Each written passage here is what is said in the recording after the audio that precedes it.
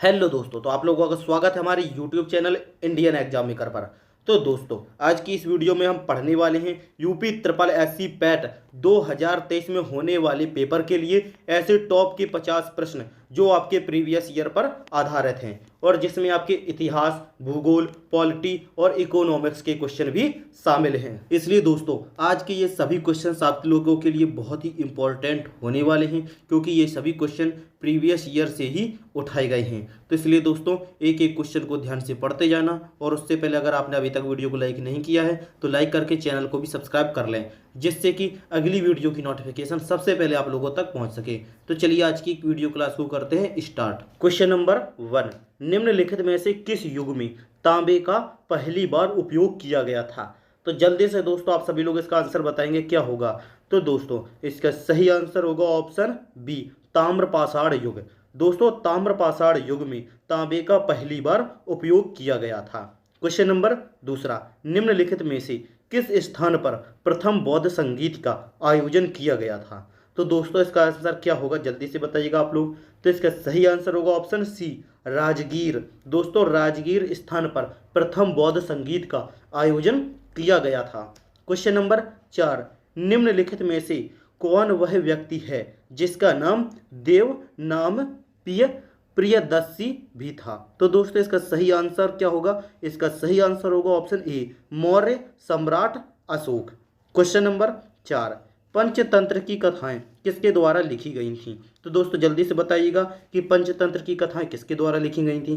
तो इसका सही आंसर होगा ऑप्शन डी, विष्णु शर्मा। दोस्तों, पंचतंत्र की कथाएं विष्णु शर्मा के द्वारा लिखी गई थीं। क्वेश्चन नंबर 5, गौतम बुद्ध ने सारनाथ में अपना पहला उपदेश किसमें दिया था? तो इसका सही आंसर बताइए क्या होगा। इसका सही आंसर होगा ऑप्शन बी, धम्मचक्र प्रवर्तन मुद्रा। दोस्तों, गौतम बुद्ध ने सारनाथ स्थान में अपना पहला उपदेश धम्मचक्र प्रवर्तन मुद्रा में दिया था। क्वेश्चन नंबर 6, निम्नलिखित में से किस शासक के दरबारी कवि हरिसेन थे? तो इसका सही आंसर क्या होगा? इसका सही आंसर होगा ऑप्शन बी, समुद्रगुप्त। दोस्तों, समुद्रगुप्त शासक के दरबारी कवि हरिसेन थे। क्वेश्चन नंबर 7, गौतम बुद्ध को ज्ञान किस नदी के तट पर प्राप्त हुआ था? तो इसका सही आंसर क्या होगा? इसका सही आंसर होगा ऑप्शन बी, निरंजना। दोस्तों, गौतम बुद्ध को ज्ञान निरंजना नदी के तट पर प्राप्त हुआ था। क्वेश्चन नंबर 8, हर्षवर्धन के शासनकाल के दौरान निम्नलिखित में से कौन सी नई राजधानी थी जो थानेसर से स्थानांतरित हुई थी? तो दोस्तों, इसका सही आंसर होगा ऑप्शन ए, कन्नौज। दोस्तों, हर्षवर्धन शासनकाल के दौरान कन्नौज नई राजधानी थी जो थानेसर से स्थानांतरित हुई थी। क्वेश्चन नंबर 9, हड़प्पा सभ्यता के दौरान डांसिंग गर्ल यानी कि नर्तकी की कांस्य प्रतिमा बनाने के लिए किस तकनीक का इस्तेमाल किया गया था? तो दोस्तों, इसका सही आंसर होगा ऑप्शन बी, मोमलोपी ढलाई का तकनीकी का इस्तेमाल किया गया था। क्वेश्चन नंबर 10, सिंधु सभ्यता में घोड़े की अस्थियों के अवशेष कहाँ मिले? तो दोस्तों, इसका सही आंसर बताइएगा, घोड़े की अस्थियों के अवशेष कहाँ मिले? तो इसका सही आंसर होगा ऑप्शन डी, सुरकोटदा में। दोस्तों, सिंधु सभ्यता में घोड़े की अस्थियों के अवशेष सुरकोटदा में मिले थे। क्वेश्चन नंबर 11, हड़प्पा सभ्यता के एक हिस्से लोथल की खोज किसने की थी? तो बताइएगा इसका सही आंसर किसने की थी। तो इसका सही आंसर होगा ऑप्शन सी, SR राव ने। दोस्तों, हड़प्पा सभ्यता के एक हिस्से लोथल की खोज SR राव ने की थी। क्वेश्चन नंबर 73, मौर्यकालीन भारत के विवरण वाली इंडिका के लेखक थे। तो दोस्तों, बताइएगा कौन थे इंडिका के लेखक? तो इसका सही आंसर होगा ऑप्शन सी, मेगस्थनीज। दोस्तों, मौर्यकालीन भारत के विवरण वाली इंडिका के लेखक मेगस्थनीज थे। क्वेश्चन नंबर 74, भारतीय इतिहास में धन्वंतरी कौन थे? तो बताइएगा कौन थे धन्वंतरी? तो इसका सही आंसर होगा ऑप्शन सी, चंद्रगुप्त विक्रमादित्य की सभा को सुशोभित करने वाले प्रसिद्ध चिकित्सक। दोस्तों, ये भारतीय इतिहास में धन्वंतरी थी। क्वेश्चन नंबर 75, चरक संहिता संबंधित है। तो दोस्तों, बताइएगा चरक संहिता किससे संबंधित है? तो इसका सही आंसर होगा ऑप्शन सी, चिकित्सा से। दोस्तों, ये चरक संहिता जो है ये आपकी चिकित्सा से संबंधित है। क्वेश्चन नंबर 76, निम्न में से कौन सा जोड़ा सही नहीं है? तो दोस्तों इसमें बताइएगा कि इसमें से कौन सा जोड़ा ऐसा है जो सही नहीं है। तो दोस्तों इसका सही आंसर होगा ऑप्शन ए, औरंगजेब की मृत्यु। दोस्तों औरंगजेब की मृत्यु 1709 ईस्वी में नहीं हुई थी, बल्कि 1707 ईस्वी में हुई थी। क्वेश्चन नंबर 77, निम्नलिखित किस प्रक्रम में भारत आए थे? तो दोस्तों बताइएगा किस प्रक्रम में ये लोग भारत आए थे। तो दोस्तों सबसे पहले फाहियान आया था, उसके बाद वैनसांग आया था और उसके बाद थॉमस रो आया था। इसलिए दोस्तों इसका सही आंसर हो जाएगा ऑप्शन बी। क्वेश्चन नंबर 78, विश्व प्रसिद्ध खजुराहो मूर्तिकलाएं स्थित हैं। तो बताइएगा दोस्तों विश्व प्रसिद्ध खजुराहो की मूर्तिकलाएं कहाँ स्थित हैं? तो इसका सही आंसर होगा ऑप्शन सी, मध्य प्रदेश में। दोस्तों विश्व प्रसिद्ध खजुराहो की मूर्तिकलाएं आपकी मध्य प्रदेश में स्थित हैं। क्वेश्चन नंबर 74, निम्न में से कौन से संत शिवाजी के समकालीन थे? तो दोस्तों बताइएगा कौन से संत थे जो शिवाजी के समकालीन थे? तो इसका सही आंसर होगा ऑप्शन डी, तुकाराम। दोस्तों ये तुकाराम जो संत थे ये शिवाजी के समकालीन थे। क्वेश्चन नंबर 75, भारत में शासन करने वाले दिए गए शासकों का काल क्रमानुसार सही क्रम क्या है? तो दोस्तों इसका सही क्रम क्या होगा बताइएगा। तो इसका सही आंसर होगा ऑप्शन सी, यानी कि पहले इल्तुतमिश, उसके बाद अलाउद्दीन खिलजी, उसके बाद शेर शाह सूरी और उसके बाद अकबर। इसलिए इसका सही आंसर होगा ऑप्शन सी। क्वेश्चन नंबर 76, जजिया फिर से लगाने वाले मुगल शासक का नाम लिखिए। तो दोस्तों इसका सही आंसर क्या होगा? इसका सही आंसर होगा ऑप्शन बी, औरंगजेब। दोस्तों जजिया फिर से लगाने वाले मुगल शासक का नाम औरंगजेब था। क्वेश्चन नंबर 77, संगमरमर पर त्रिएत्रा ड्यूरा यानी कि पित्रा या रंगीन पत्थर की जड़ाई का काम किसके समय में बहुत लोकप्रिय हुआ? तो इसका सही आंसर होगा ऑप्शन बी, शाहजहां के शासनकाल में ये काम बहुत ही लोकप्रिय हुआ था। क्वेश्चन नंबर 78, निम्नलिखित में से किस सेना की ताकत छापा मार रणनीति थी? तो इसका सही आंसर होगा ऑप्शन ए, मराठा। दोस्तों मराठा की सेना की ताकत छापामार रणनीति थी। क्वेश्चन नंबर अब 184, सिराजुद्दौला किस युद्ध में अंग्रेजों से पराजित हुआ था? तो इसका सही आंसर होगा ऑप्शन सी, प्लासी की लड़ाई में। दोस्तों प्लासी की लड़ाई में सिराजुद्दौला अंग्रेजों से पराजित हुआ था क्योंकि उसके सेनापति मीर जाफर ने उसको धोखा दिया था। क्वेश्चन नंबर 85, बंगाल के प्रथम गवर्नर जनरल कौन थे? तो दोस्तों बताइएगा कौन थे? तो इसका दोस्तों सही आंसर होगा option C, Lord Warren Hastings. दोस्तों बंगाल के प्रथम governor general Lord Warren Hastings थे। क्वेश्चन नंबर 186, इनमें से कौन हड़प नीति का कट्टर समर्थक था? तो दोस्तों बताइएगा कि हड़प नीति का कट्टर समर्थक कौन था? तो इसका सही आंसर होगा ऑप्शन सी, लॉर्ड डलहौजी। दोस्तों ये लॉर्ड डलहौजी हड़प नीति का कट्टर समर्थक था। क्वेश्चन नंबर 187, निम्न का मिलान करें। तो दोस्तों यहाँ पर आपको मिलान करना है। ब्रह्म समाज की दोस्तों स्थापना की थी राजा राम मोहन राय ने। रामकृष्ण मिशन की स्थापना की थी स्वामी विवेकानंद ने। आर्य समाज की स्थापना की थी दयानंद सरस्वती ने। और सत्य शोधक समाज की स्थापना की थी ज्योतिबा फुले ने। तो दोस्तों यहाँ से क्वेश्चन बनते हैं आपके एग्जाम में, इन चारों में से कोई भी एक क्वेश्चन आ सकता है, इसलिए इन चारों ऑप्शन को अच्छे से देख लेना, आपके एग्जाम में कोई भी क्वेश्चन आ सकता है। क्वेश्चन नंबर 188, जब सुभाष चंद्र बोस ने भारतीय राष्ट्रीय कांग्रेस के अध्यक्ष पद से इस्तीफा दिया तो इस पद का प्रस्ताव किसे दिया गया? तो दोस्तों इसका सही आंसर बताइएगा क्या होगा? तो इसका सही आंसर होगा option B, doctor Rajendra Prasad. दोस्तों इसका इस्तीफा डॉक्टर राजेंद्र प्रसाद को दिया गया। क्वेश्चन नंबर 189, निम्न में से किसने महात्मा गांधी के खिलाफत आंदोलन से जुड़ने का विरोध किया? तो दोस्तों बताइएगा किसने विरोध किया था? तो इसका सही आंसर होगा ऑप्शन बी, मोहम्मद अली जिन्ना ने। दोस्तों मोहम्मद अली जिन्ना ने महात्मा गांधी के खिलाफत आंदोलन से जुड़ने का विरोध किया था। क्वेश्चन नंबर 190, निम्न का मिलान करें। दोस्तों ये जो आपके क्वेश्चन होते हैं मिलान करने वाले, ये आपके एक क्वेश्चन में आपके 4 क्वेश्चन कंप्लीट होते हैं। तो आइए दोस्तों इनका मिलान करते हैं।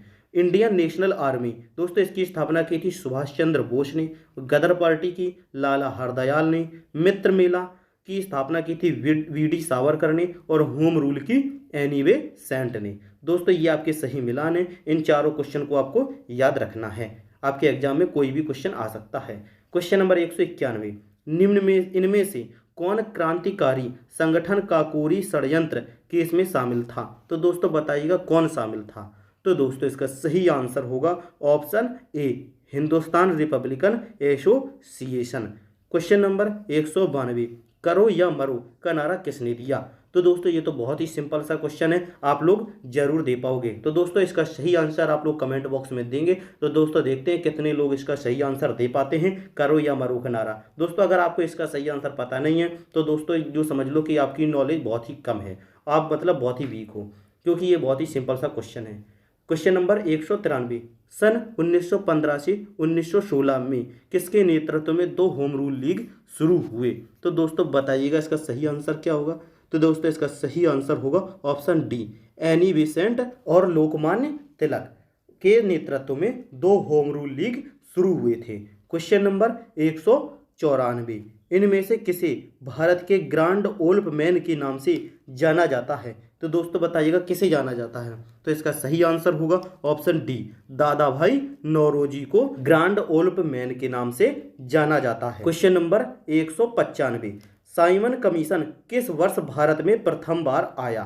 तो दोस्तों बताइएगा किस वर्ष आया था। तो दोस्तों इसका सही आंसर होगा ऑप्शन ए, 1928 में। दोस्तों ये साइमन कमीशन भारत प्रथम बार 1928 में आया था।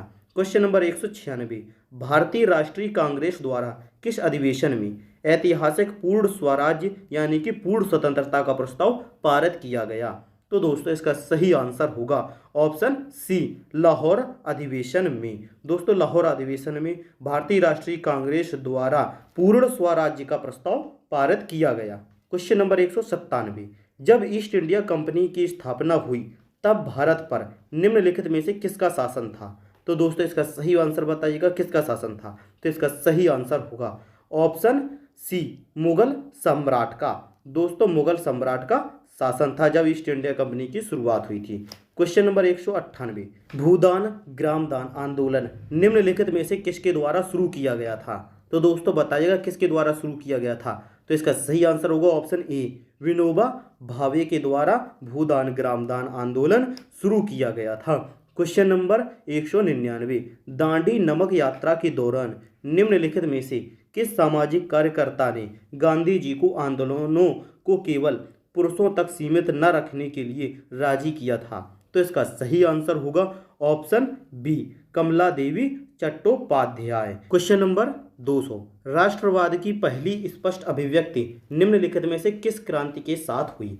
तो दोस्तों बताइएगा किस क्रांति के साथ हुई। तो इसका सही आंसर होगा ऑप्शन डी, फ्रांसीसी क्रांति के साथ। दोस्तों राष्ट्रवाद की पहली स्पष्ट अभिव्यक्ति फ्रांसीसी क्रांति के साथ हुई थी। क्वेश्चन नंबर 201, सरकार के निम्नलिखित में से किस अधिनियम के कारण बंबई से सिंध प्रांत का निर्माण हुआ? तो दोस्तों इसका सही आंसर बताइएगा क्या होगा। तो दोस्तों इसका सही आंसर होगा ऑप्शन डी, भारत सरकार अधिनियम 1935। क्वेश्चन नंबर 202, प्रसिद्ध युद्ध का नारा चलो दिल्ली किसने दिया था? तो दोस्तों इसका सही आंसर बताइएगा। तो इसका सही आंसर होगा ऑप्शन बी, सुभाष चंद्र बोस ने। दोस्तों दिल्ली चलो का नारा सुभाष चंद्र बोस द्वारा दिया गया था। क्वेश्चन नंबर 203, निम्नलिखित में से किसे अंग्रेजों द्वारा शुरू किए गए सबसे महत्वपूर्ण योगदानों में से एक माना जाता है? तो दोस्तों बताइएगा इसका सही आंसर क्या होगा। तो इसका सही आंसर होगा ऑप्शन बी, रेलवे। दोस्तों रेलवे को अंग्रेजों द्वारा शुरू किए गए सबसे महत्वपूर्ण योगदानों में से एक माना जाता है। क्वेश्चन नंबर 204, 1930 में महात्मा गांधी द्वारा सविनय अवज्ञा आंदोलन शुरू करने का कारण था? तो दोस्तों इसका कारण बताइएगा क्या कारण था। तो इसका सही आंसर होगा ऑप्शन सी, नमक कानून तोड़ने के लिए दांडी मार्च। क्वेश्चन नंबर 205, निम्नलिखित में से कौन सा 1857 के विद्रोह का परिणाम था? तो दोस्तों बताइएगा कौन सा परिणाम था। तो दोस्तों इसका सही आंसर होगा option A, east India company की शक्तियों को ब्रिटिश क्राउन में हस्ताक्षरित कर दिया था। क्वेश्चन नंबर 206, निम्नलिखित में से कौन स्वतंत्र भारत का पहला भारतीय गवर्नर जनरल था? तो दोस्तों बताइएगा कौन सा प्रथम भारतीय गवर्नर जनरल था स्वतंत्रता के बाद। तो दोस्तों इसका सही आंसर होगा ऑप्शन सी, सी राजगोपालाचारी। कर्मचारी। दोस्तों स्वतंत्र भारत का पहला भारतीय गवर्नर जनरल सी राजगोपाल आचार्य जी थे। क्वेश्चन नंबर 207, निम्नलिखित में से किस अधिनियम द्वारा वर्मा को भारत से अलग किया गया था? तो दोस्तों इसका सही आंसर बताइएगा क्या होगा। इसका सही आंसर होगा ऑप्शन ए, भारत सरकार अधिनियम 1935। क्वेश्चन नंबर 208, भारत को ब्रिटिश नियंत्रण से मुक्त करने के लिए भारतीय सेना INA का गठन किसने किया? तो दोस्तों इसका सही आंसर क्या होगा? इसका सही आंसर होगा ऑप्शन सी, मोहन सिंह ने। दोस्तों भारत को ब्रिटिश नियंत्रण से मुक्त करने के लिए भारतीय सेना का गठन मोहन सिंह ने किया था। क्वेश्चन नंबर 209, निम्नलिखित में से किस सेना की ताकत छापा मार रणनीति थी? तो दोस्तों इसका सही आंसर होगा ऑप्शन ए, मराठा की। दोस्तों मराठा सेना की ताकत छापा मार रणनीति थी। क्वेश्चन नंबर 210, पूर्ण स्वराज की मांग करने वाले प्रथम कार्यकर्ता का नाम लिखिए। तो दोस्तों इसका सही आंसर क्या होगा? इसका सही आंसर होगा ऑप्शन बी, हसरत मोहनी। दोस्तों पूर्ण स्वराज की मांग करने वाले प्रथम कार्यकर्ता का नाम हसरत मोहिनी था। क्वेश्चन नंबर 211 है, निम्नलिखित में से किसे स्वदेशी आंदोलन का प्रमुख कारण माना जाता है? तो इसका सही आंसर बताइएगा, किसी कारण माना जाता है प्रमुख कारण? तो इसका सही आंसर होगा ऑप्शन डी, बंगाल को विभाजित करने का निर्णय। दोस्तों स्वदेशी आंदोलन का प्रमुख कारण माना जाता है बंगाल को विभाजित करने का निर्णय। क्वेश्चन नंबर 212, ब्रिटिश ने निम्नलिखित में से किस भाषा को भारतीय समाज में प्रस्तुत करने की उत्सुकता दिखाई? तो बताइए किस भाषा को? तो इसका सही आंसर होगा ऑप्शन डी, अंग्रेजी भाषा को। क्वेश्चन नंबर 213, भारत सरकार अधिनियम 1935 के प्रावधानों में ब्रिटिश सरकार के अंतिम अधिकारों का एक उदाहरण कौन सा था? तो बताइएगा एक उदाहरण कौन सा था वो? तो इसका सही आंसर होगा ऑप्शन ए, प्रांतीय सरकारों पर गवर्नर के लिए विशेष शक्तियाँ। क्वेश्चन नंबर 214, फॉरवर्ड ब्लॉक की स्थापना निम्नलिखित में से किसके द्वारा की गई थी? तो बताइएगा इसका सही आंसर क्या होगा? तो दोस्तों इसका सही आंसर होगा ऑप्शन सी, सुभाष चंद्र बोस। दोस्तों फॉरवर्ड ब्लॉक की स्थापना सुभाष चंद्र बोस के द्वारा की गई थी। क्वेश्चन नंबर 215, खिलाफत मुद्दे को उठाने के महात्मा गांधी के निर्णय के पीछे मुख्य कारण था। तो दोस्तों बताइएगा क्या मुख्य कारण था? तो इसका सही आंसर होगा ऑप्शन ए, हिंदुओं और मुसलमानों के बीच अधिक एकता लाने के लिए। दोस्तों यही इसका मुख्य कारण था कि हिंदू और मुसलमानों के बीच अधिक से अधिक एकता हो। तो दोस्तों आज की इस वीडियो क्लास में बस इतना ही। अगर वीडियो पसंद आई हो तो एक लाइक कर देना और चैनल पर नए हो तो सब्सक्राइब करके नोटिफिकेशन बेल को भी ऑन कर देना, जिससे कि अगली वीडियो क्लास की नोटिफिकेशन सबसे पहले आप लोगों तक पहुंच सके। और दोस्तों अगर आपको इनकी प्रैक्टिस करने के लिए PDF चाहिए तो दोस्तों कमेंट करिएगा, हम आपको PDF जरूर बताएंगे कि ये PDF आपको कैसे मिलेगी।